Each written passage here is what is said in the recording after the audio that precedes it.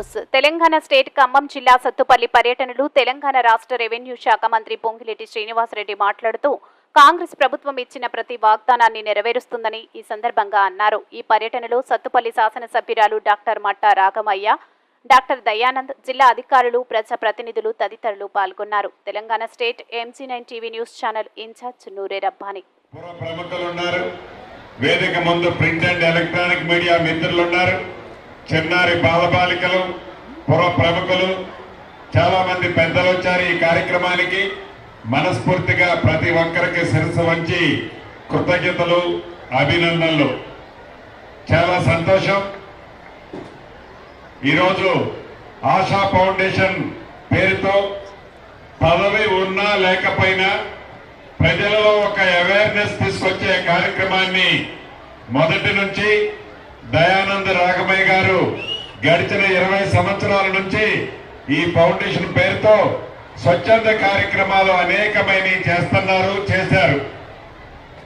వారి పాప మన మధ్య లేకపోయినా ఆ పాప స్మృతులు గుర్తు తెచ్చుకొని ఒక మంచి కార్యక్రమాన్ని వారు శాసనసభ్యులు అయిన తర్వాత ఈనాడు ఈ వనమహోత్సవ కార్యక్రమాన్ని వేలాది మందిగా చిన్నారి బాలబాలికలకు కూడా అవేర్నెస్ తెచ్చే విధంగా, పుర ప్రముఖులకు అవగాహన కలిగే విధంగా, మీడియా మిత్రులు మంచిగా దీన్ని పబ్లిసిటీ చేసే విధంగా మంచి పెద్ద ఎత్తున ఈ కార్యక్రమాన్ని ఏర్పాటు చేశారు.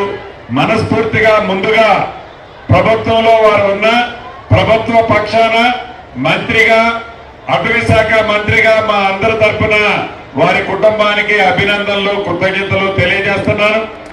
అడవుల గురించి, పచ్చదనాన్ని గురించి, పరిశుభ్రత గురించి చాలా వివరంగా మనిషి మనుగడ కలగాలి, ఉండాలి అంటే ఈ పచ్చదనానికి ఉన్న ప్రాధాన్యత ఎంత, ఈ చెట్లను పెంచడం వల్ల వచ్చే లాభం ఏంటి, మనం ఆరోగ్యంగా వెనక పెద్దోళ్ళు 100 ఏళ్లు బ్రతికారు అంటే దానికి కారణం ఈ చెట్లే అనేది ఇంతకు ముందు పెద్దలు చాలా స్పష్టంగా వివరించారు.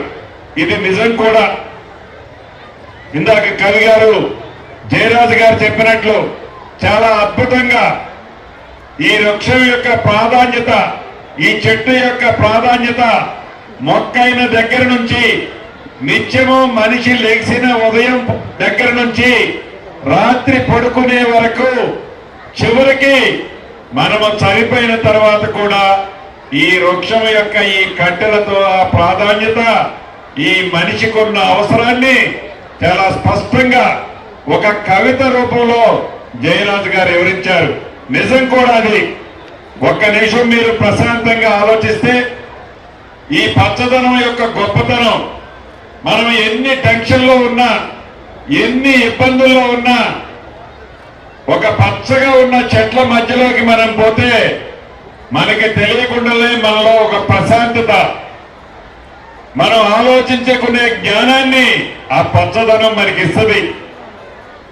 చెట్లే కదా ఏముంది అని అనుకుంటే కాదు. చెట్టును పెంచడం చాలా కష్టం, చెట్టును నరకటం చాలా ఈజీ.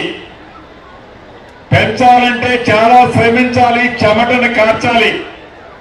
నరకాలి అంటే ఒక్క నిమిషం చాలు. మనిషి బ్రతకాలి అంటే మనం ఎన్ని కార్యక్రమాలు చేస్తే, ఎంత మంచి చేస్తే, ఎంత ఆరోగ్యంగా ఉంటే ఆనాడు మన పెద్దోళ్ళు 100 ఏళ్లు బతికారో, కనీసం ఈనాడు మనం 80 ఏళ్లు బతకాలని తాపత్రయపడుతున్నామో, ఆ పచ్చటి చెట్లు పెంచితే తప్ప అది సాధ్యం కాదు అని అవేర్నెస్ కోసం చిన్న పిల్లల దగ్గర నుంచి PG చదివే వరకు స్టూడెంట్లను ఈరోజు డాక్టర్ గారు ఆహ్వానించి వారిలో అవేర్నెస్ పెంచడం కోసం, పుర ప్రముఖులందరికీ కూడా తెలుసు ఈ చెట్ల యొక్క ప్రాధాన్యత. అది వారి మనసులోనే ఉంచుకోకుండా మీరు ఇంకొక 10 మందికి చెప్పి, వారు ఒక 10 మందికి చెప్పి, ఒకే మనిషి ఒక 100 మొక్కలు పెంచక్కర్లే.